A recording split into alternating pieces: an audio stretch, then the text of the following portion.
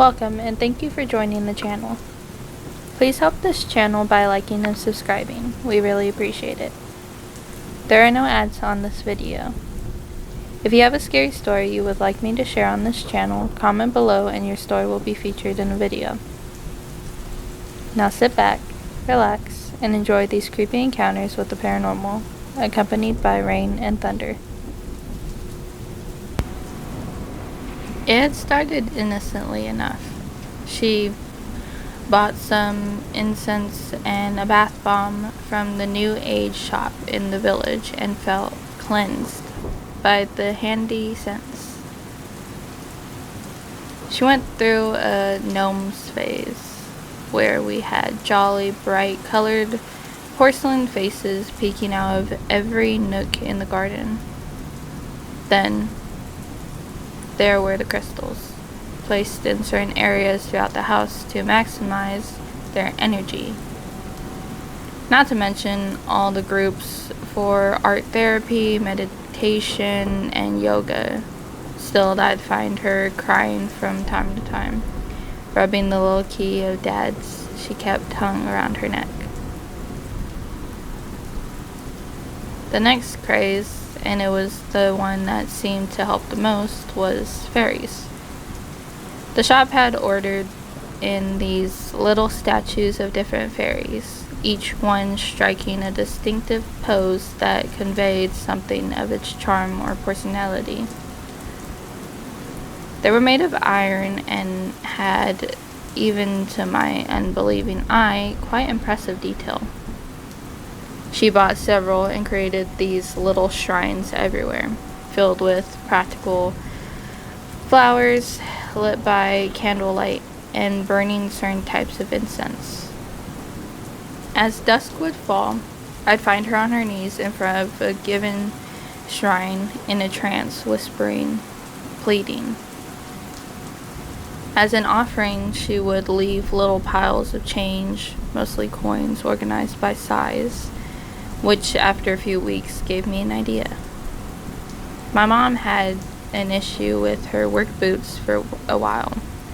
They were all lumping and uncomfortable, so I got up early one morning, took the coins from her last shrine, and placed them in her boots. I told her endlessly to take them back or get some new ones. She wouldn't listen to me, obviously, but if she thought the fairies were telling her to replace them, however, maybe then she'd actually listen and stop spending so much money on New Age stuff. And I was right. She was, and I'm not exaggerating now, elated when she found the coins. In the half an hour before work, she wandered about laughing giddily, almost tap dancing as the coins jingled inside her shoes. For a moment, our little house felt happy again. So over the next few weeks, I repeated the trick. Not often enough to make it seem obvious, but frequently enough that I would notice her mood start to dip in the absence between visits. She fixed the car. We went to the theater. She met up with some old friends for the first time since Dad passed. But more and more often, I'd see her praying at the shrine in her room, the one laid with some of Dad's stuff. Like his watch, his comb, his belt, his photo. So last night, I crept in and placed the coins on the locked table next to Dad's side of the bed. The following day, I woke up with a start as the sound of a single gunshot split the quiet of dawn. Alright, gentlemen, the host announced. It's time for you to go back to your cabins so your wives can prepare a surprise for you. Without my husband's permission, I signed the two of us up to be contestants on a game show for married couples who were struggling to overcome infidelity in the relationship. My husband looked over to me and whispered, "What's this all about?" He had a nervous smile on his face. I hadn't told him anything about the game show. I wasn't allowed to. "Didn't you hear the host?" I whispered back. "It's a surprise." I winked and gave him a seductive smile. "Right," he replied as he got to his feet. "I guess I'll see you soon." He gave me a half-hearted wave and joined the others, who was being escorted back to the cars that would drive them back to their respective cabins. Once the cars left, the host turned his attention to me and the other two wives on the stage. "All right, ladies. At the beginning of the show, we gave each of you an envelope. Please open them now." I and the other two wives opened our envelopes and pulled out the cards that we were given. "We'll start with you, Beth," the host said to the wife sitting in the far left chair. "What did you get?" Beth held up her card to the camera as she read what was written on it: bedroom and screwdriver. The audience laughed at the unintended joke the combination created. "All right, Julie," the host asked the wife sitting next to me, "what did you get?" Julie held up her card and said, "bathroom and scissors." The audience gasped and murmured amongst themselves, knowing that the bathroom was one of the most coveted rooms to get due to its convenience. "Let's see yours, Veronica," the host said to me. I held up my card and said kitchen and letter opener. The audience wasn't as excited about what was on my card, and neither was I, but I thought I could make it work. "All right, ladies, you know the rules," the host said to all three of us. "You have until morning to kill your husbands in the room listed on your cards using the weapon also listed on the card. The first woman to complete her task will be tonight's slaughterhouse winner."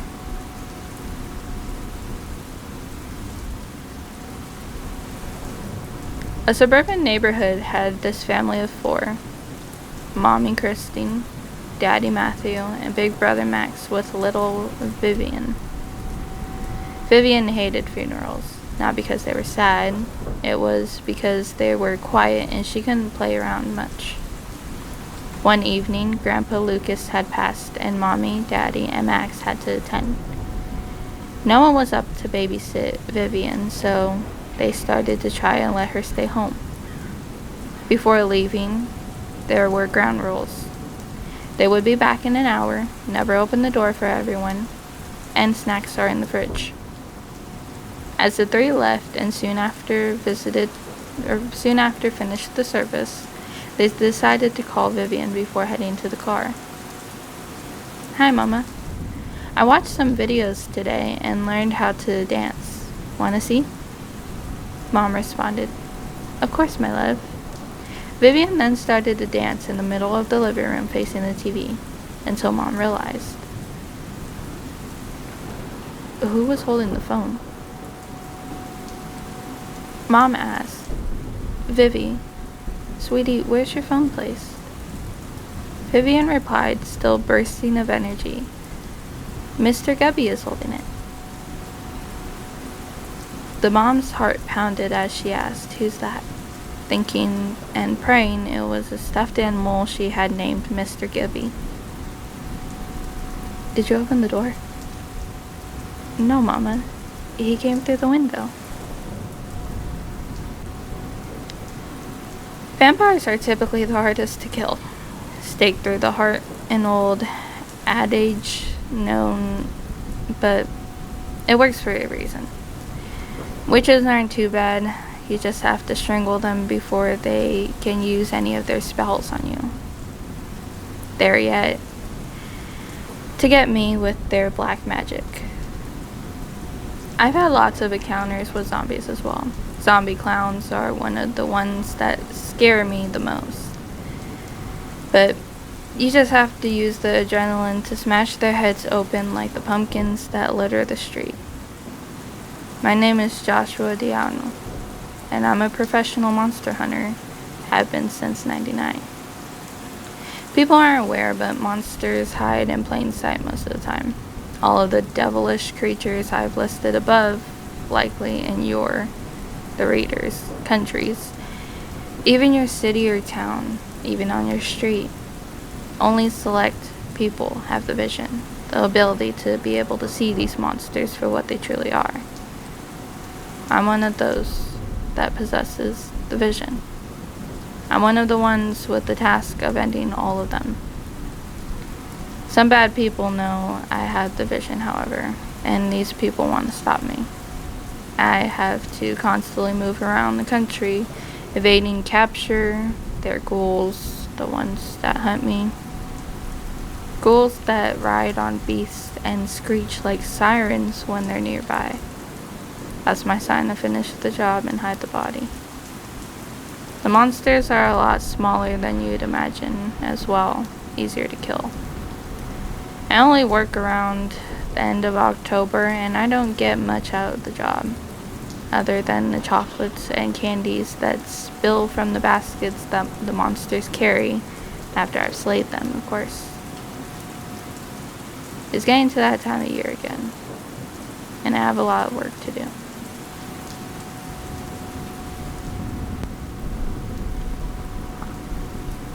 I leaned against the hospital wall, barely holding it together. The doctors had just delivered their verdict. Mom was beyond saving. Hospice care was the next step. I stepped outside, crushed by grief. Then I saw him, tall, in an old-fashioned coat, face obscured by a low-brimmed hat. He approached slowly, like he had all the time in the world. "I can heal your mother," he said, his voice cold and firm. "But you will face a grave consequence for defying the natural order." There's a rather awkward pause before I speak up. Huh? All I need is your agreement for eternal suffering in return. A lunatic. He had to be. I scoffed, feeling my frustration rise. "I don't have time for...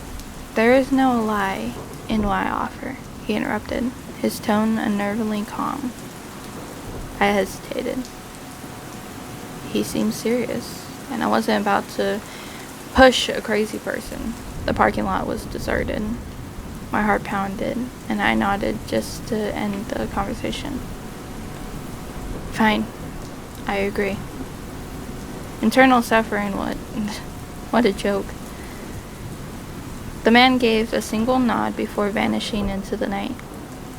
I begged the doctors to let my mother stay just one more week. Out of desperation, I wasn't thinking about the man's promise. It was the grief talking. I needed more time. Mom made a complete recovery in the week. Doctors were baffled, confused by her reports and results.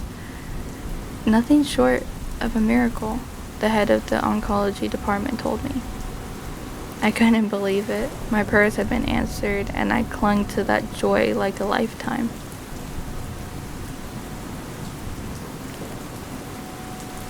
One morning, leaving for work, the man's words flooded my mind.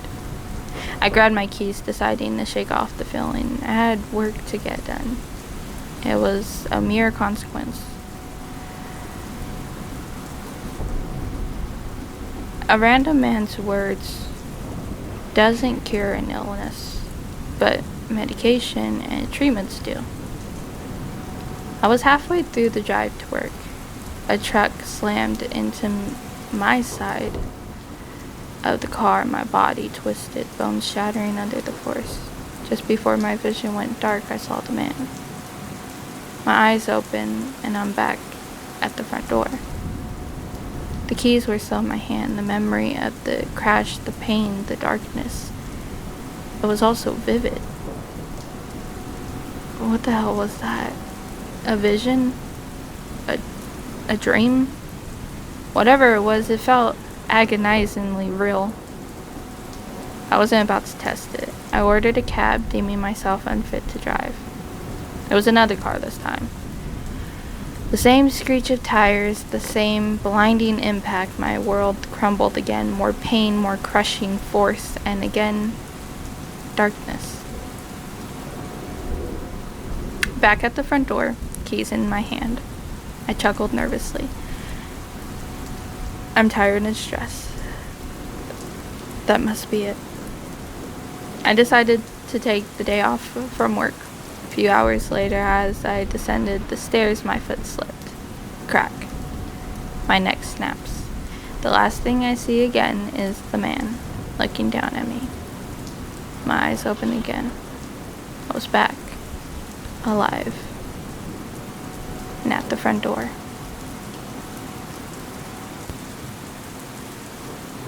There was only one rule. Don't open the door. Not before dawn, no matter how she begged.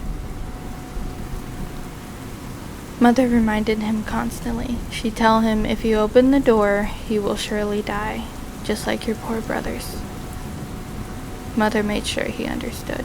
She showed him the pictures of Jimmy and Mark, all torn to pieces. She made him hold their bloody clothes. He wanted to remember his brothers smiling, but he was beginning to forget how they looked before. All he could picture now were the bites, the red, wet holes. Maybe that's the way their faces had always looked, all chewed up, missing parts, never smiling. He wishes she never showed him the pictures, wishes she never dropped their still damp shreds of clothing into his hand. It had taken him hours of scrubbing to wash away the tacky feel of their blood on his skin. And his tears had mingled with a foamy pink water, and he had hated her for that. But deep down he'd known Mother hated herself more. 30 minutes before dusk, her eyes were bulging and yellow, the way they always were before the change. Her lips were drawn too tight over her teeth, and her voice was guttural, like a bark. Do not open the door. She pressed the key into his palm. Look at me. Lock it behind me and take this. She had a revolver. He recoiled, shook his head. She pierced him with those amber eyes. Please, Charlie, take it, just in case. I can't bear the thought of... Not again, not you too. A tear rolled down her cheek like a streak of moonlight. He locked her in and listened to her mournful howls. He held the revolver and the key and contemplated the silver.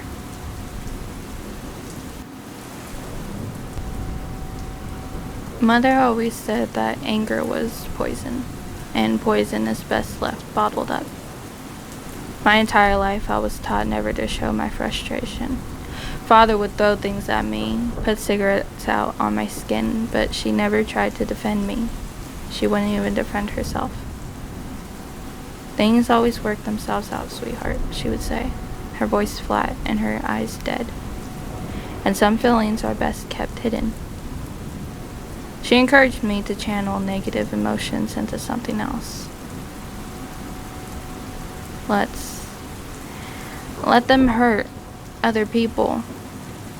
She found comfort in endless hours of reading, preferring the better worlds within her books, away from Father, away from me.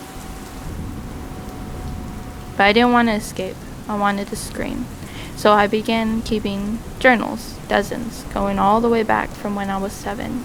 Every negative emotion, every bad thought and feeling I've ever had poured across those pages. Childhood bullies who laughed as I hid my bruises. Father, his whiskey and his fist and his ugly pig eyes. Mother with her piles of shitty romance novels and her stupid lifeless eyes. Entire volumes containing a lifetime of rage. Until he found out. He barged into my room late one night and caught me writing, threw every notebook into a box and slapped me for keeping secrets. Words failed the fury I felt in that moment, silent even as his handprint rose on my cheek. Bitter rage built up within me until suddenly it broke. I felt empty, as if the anger was drained from my chest, and that's when it began. Bobby Miller was found drowned in his bathtub. The water filling his lungs was black. A week later, Garrett Sosu collapsed on the football field. When they cut him open at the hospital, his insides were like wet tar. No one cared when they torment me at school, but now that they were gone, the whole town reeled from the bizarre, tragic loss of two wonderful young men. But as the town mourned, things became even worse at home. I woke up to my father screaming. This time about me. I crept down the stairs to spy. He was shouting about sending me away, that I was crazy. Mother simply nodded like always. The box full of my journals sat open on the floor at his feet. As anger began to smother in my gut, a long black tendril reached from the box and down my father's throat. Another lifted my mother high in the air. Rivers of ink poured from her mouth. An amorphous black thing had them in its grasp. They fell out to the floor, tongues shriveled, eyes molten, just like I'd always written. One of my journals laid open on the floor. Every last page was blank. As I looked at my new pet, this vaporous child born of my hate, I smiled. I picked up a pen and began to write, ink filling like flesh blood across the paper. We have more work to do.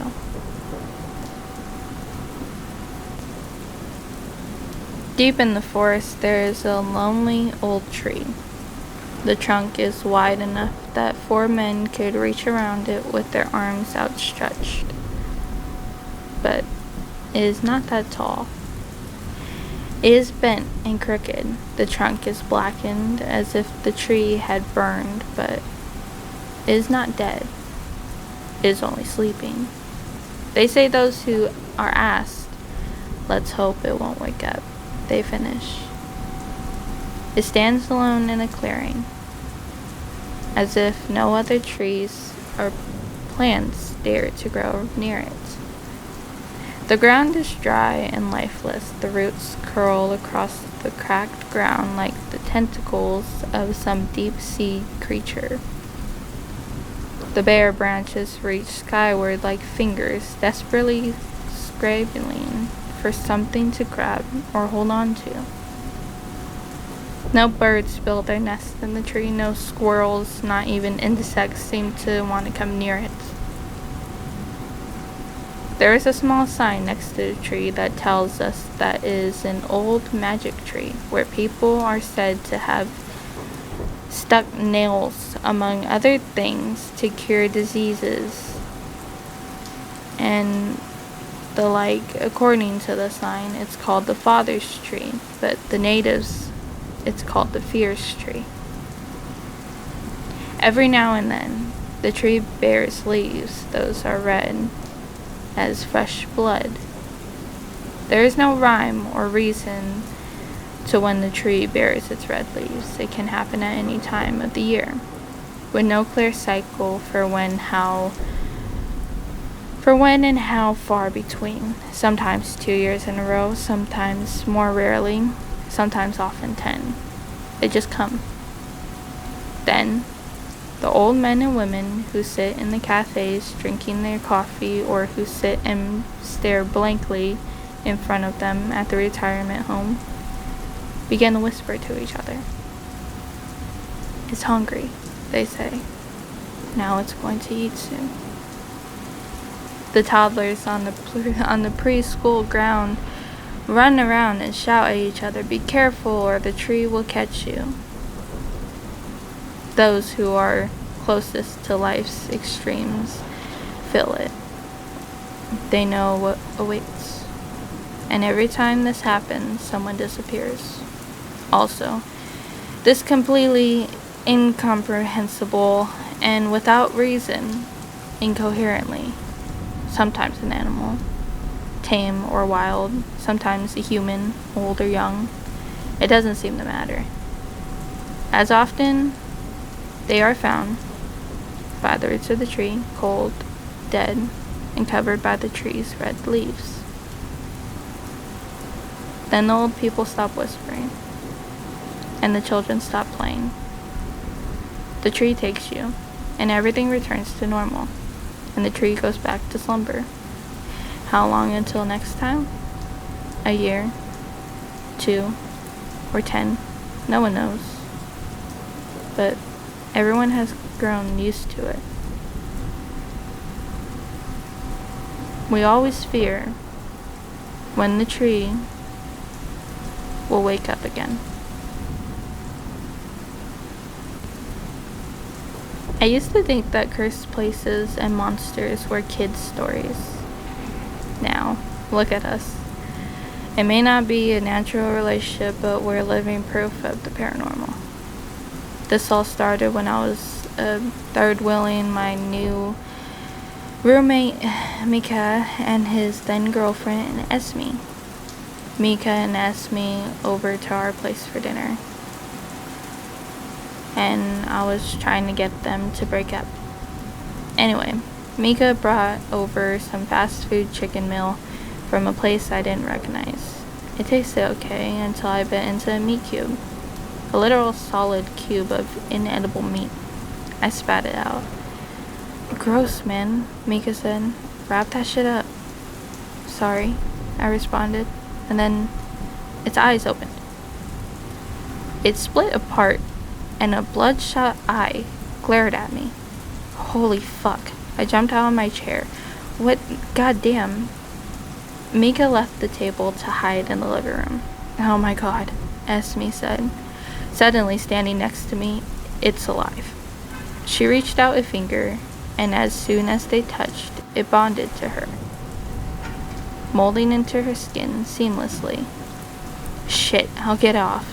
I tried helping, but as soon as my fingers wrapped around the cube, they melded as well. What are you guys doing? Mika asked. We're kind of stuck, I replied. What? Mika walked over. Is it glue? I don't know, and I don't care what you think. Can you get it off? Sure. He walked into the kitchen and came back with a butcher's knife. Okay, hold on. Okay. Hold real still, and I'll slice right through it. Mika brought the knife down, and I could feel it bite into our skin, but not pierce it. Then the meat cube spasmed and flung out of our arms, knocking the knife into Mika's throat. Esme reached out with her remaining hand, and I stopped her. Wait. I think pulling out makes it worse. Let's call an ambulance. Okay. Suddenly, we were both pulled towards Mika's body by her hand.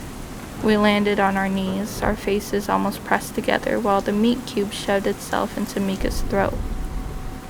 There was a sickening, slurping noise, and looking closer, we saw the meat cube now had a mouth.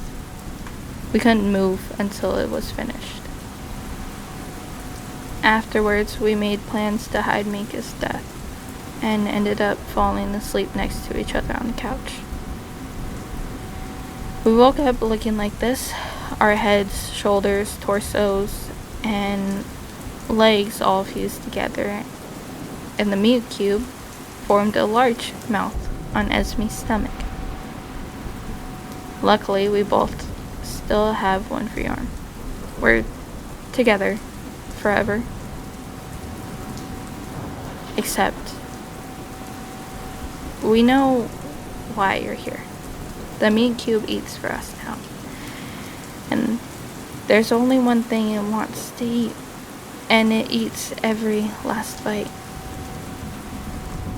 It was pretty hard on Esme for the first time. We had to lift Mika's body up to her stomach for the meat cube to consume by the mouthful. It took hours to finish, but she's gotten a lot less squeamish since. So, if you still need to dispose of any bodies, just let us know.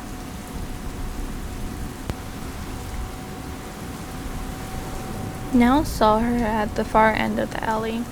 The hum had been gnawing at his nerves for blocks, growing louder as he walked. But now it was roaring in his head. She stood still, bathed in the sickly glow of the streetlights. A figure draped in limp ribbons, silk frayed and dragging against the wet pavement. That mask, porcelain white, a hideous grin carved into its cracked surface. His heart pounded in his chest. No, you're not real. You can't be real. The Harlequin didn't move. She never did at first. She let them see her before it started. Nels took a step back, but his leg jerked to a stop.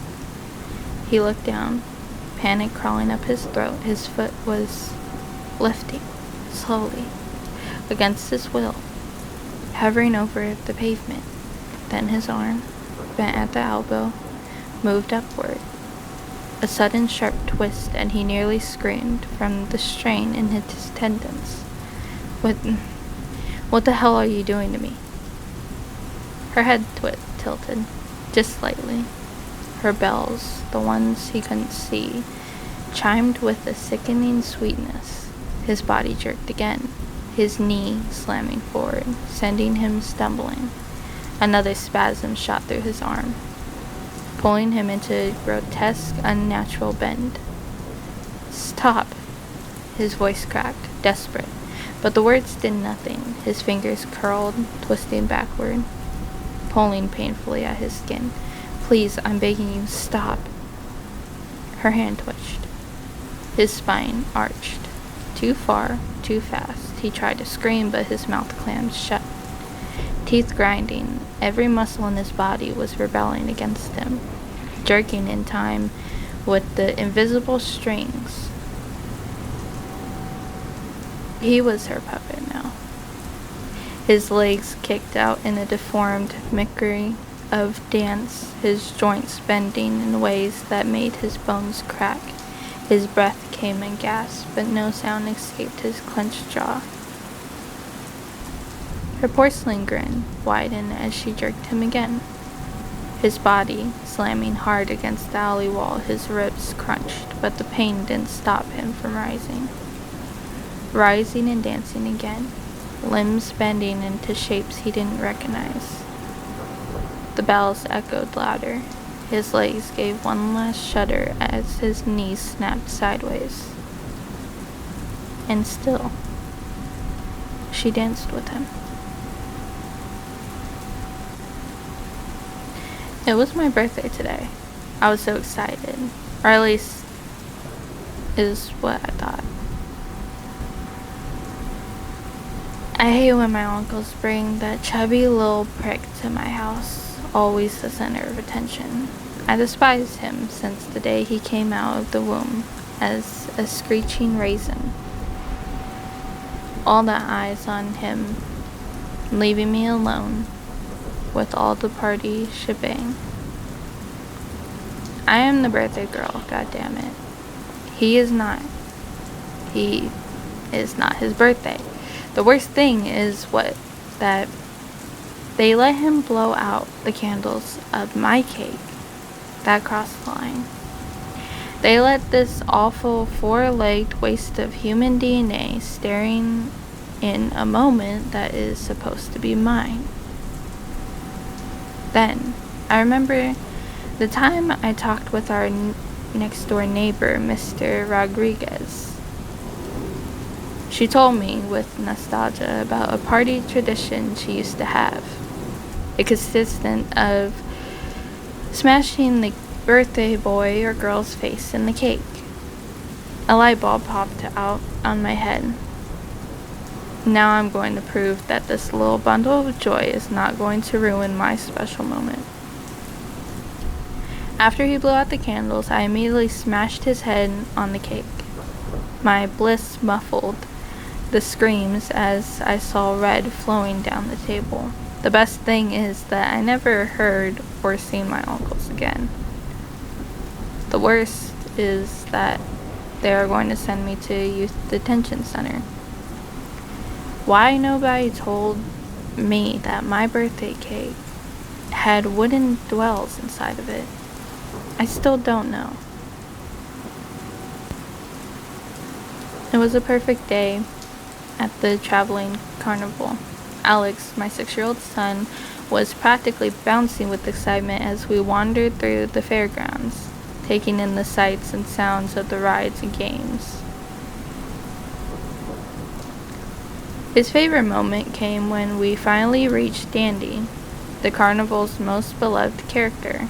Alex ran straight into Dandy's arms, grinning ear from ear. But then something strange happened. Dandy, after posing for a quick photo, took Alex by the hand and led him towards a small tent. I hadn't noticed before, but it all seemed innocent at first. Part of the magic, I thought.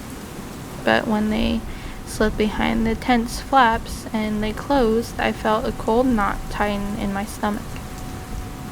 "Alex?" I called, rushing towards the tent, but no one responded. I pulled the flaps open, but the inside was empty.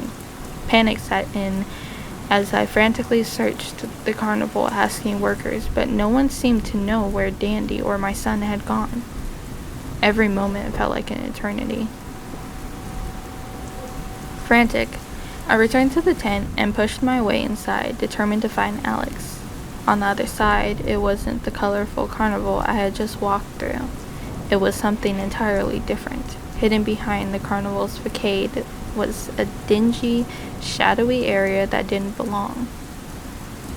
The magic of the carnival faded to cold, gray surroundings, and the festive music was replaced by an eerie silence. I started running, my footsteps echoing through the narrow paths between tents and trailers, my heart pounding in my chest. The more I searched, the stranger everything felt. I heard distant sounds like whispers and giggles, but whenever I followed, I found only emptiness, as though the carnival was shifting around me. After what felt like hours of desperate searching, I came upon a hidden area tucked behind some trailers. It didn't look like part of the carnival at all. I pushed through a door marked private, hoping beyond hope that it would lead me to Alex. What I found was more disturbing than that. It was more disturbing than I could have ever imagined. Inside, children sat in rows of chairs, their faces vacant and lifeless. Above them, strange humming machines were attached to their heads, and their expressions were frozen in a daze. Standing in front of them was Dandy, or rather, someone dressed as Dandy, watching over them like a sinister guardian. A man dressed in a suit and flanked by more costumed carnival workers noticed me and approached calmly. "You shouldn't be here," he said, his voice cold and emotionless. "But now that you are, you deserve the truth." He explained it all the dark secrets behind the carnival. They weren't just entertaining children, they were taking them. The carnival traveled from town to town, luring children away, draining their energy and spirits, and leaving them as empty shells. It was how the carnival survived, moving on before anyone noticed the missing children. I saw Alex slumped in one of the chairs, his eyes half open, staring blankly. Rage and terror coursed through me, and without thinking, I lunged at the man in the suit. In the chaos, I managed to rip the helmet off Alex's head. His eyes flickered, and he blinked, coming back to himself. "Come on, buddy, we're leaving." I scooped Alex up and ran, weaving between trailers and hiding when I heard footsteps behind us. The carnival seemed endless, but eventually we found an exit. We pushed through the crowd and into the safety of the parking lot.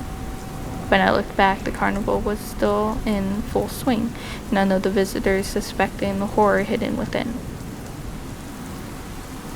When we got home, I tried to report what I had seen, but no one believed me. It sounded ridiculous even to me, but I knew the truth. That traveling carnival wasn't just about fun and games, and as I look at Alex, Now safe and smiling again, I realized I had almost lost into something far darker. And I knew,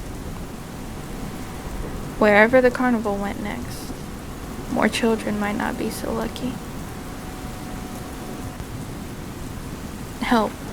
I'm counting back from 20 and I'm scared of what will happen when I get to 0. 14. There's something wrong with me. I'm writing this help. I'm writing this because I don't know what to do. I'm terrified and I need help. I'm counting down from 20 out loud. I can't control it. It's like an urge in the back of my mind telling me to say the numbers. I made it to 14 already and I don't know what to do or what will happen when I get to 0.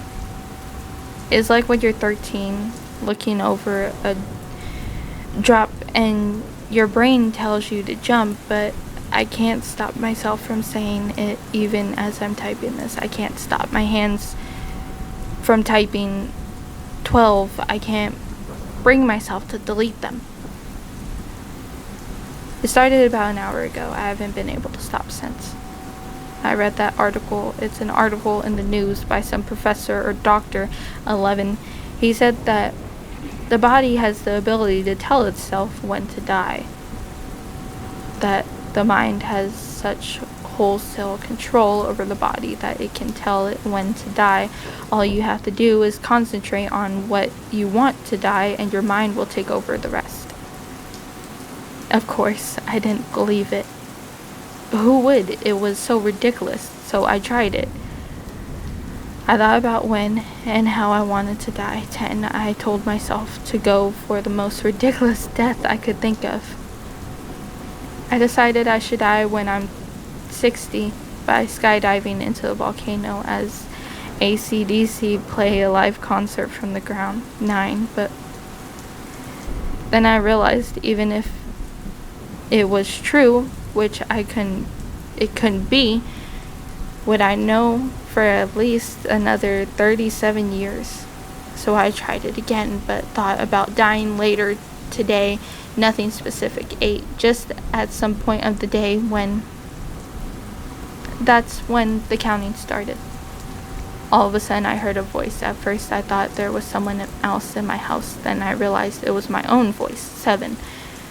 Ever since then, the gaps between my numbers are getting shorter. I'm scared it might be too late for me. 6. If you're reading this, 5. Then I would like your help, not to save my life, but I'm trying to stop other people from reading the article and for trying this for themselves. I can feel my body getting weaker, getting harder to write this. 3. I can't control myself. I'm scared about what will happen. I don't want to die.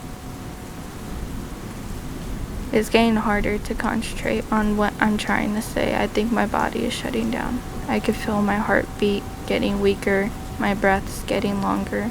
2. Like I'm struggling to get air. I'm not ready to go. Please, don't think too hard about how you die. 1. Otherwise, it might come true. There's nothing worse than knowing when you're gonna die. There are tons of stories about patients knowing they're gonna die. Paramedics are especially familiar with the phenomenon in my experience. If someone says they are going to die when they're being transported, there's a pretty high chance that they actually will. I have a few friends who are EMTs or paramedics, and they all say when someone goes from asking if they're going to die to telling you, they start preparing for them to crash. One story in particular, one of my best friends in college had just started as an EMT in a remote area. It was a 30-minute drive to the nearest hospital, and they got a call about an elderly male with chest pain. They get him stabilized and start transporting him. And after getting all the basic information, he stops talking. My friend is driving while his paramedic partner is in the back monitoring the patient. About 20 minutes into the drive, it's been dead silent, apart from the engine, and suddenly, the guy looks up at the paramedic and says, "Thank you for trying, but I'm going to die." He tells my friend to step on it, but about 5 minutes before they arrive, the guy goes into cardiac arrest, and they weren't able to bring him back. I worked as a med tech at an assisted living facility. One day a resident, I'll call her Margaret, suddenly passed away, and her family left all her belongings in the room that night, including her pendant, to call the staff for help. The next morning, Margaret's neighbor called the staff because someone was talking in the room next door and keeping them awake. We brushed the resident off, knowing that Margaret's room was empty. About an hour later, Margaret's pendant started going off from her empty apartment. I was the only one willing to go in to turn it off, so I walked into the room, and it was freezing cold, in the middle of summer. The air conditioning was off. Suddenly, the bathroom door slammed as I was turning the pendant light. I locked the door and ran back to the nurse's station. We forced one of the elder male staff members to go check it out, the entire room, and he claims the door was still locked when he got down there, and no one was in there.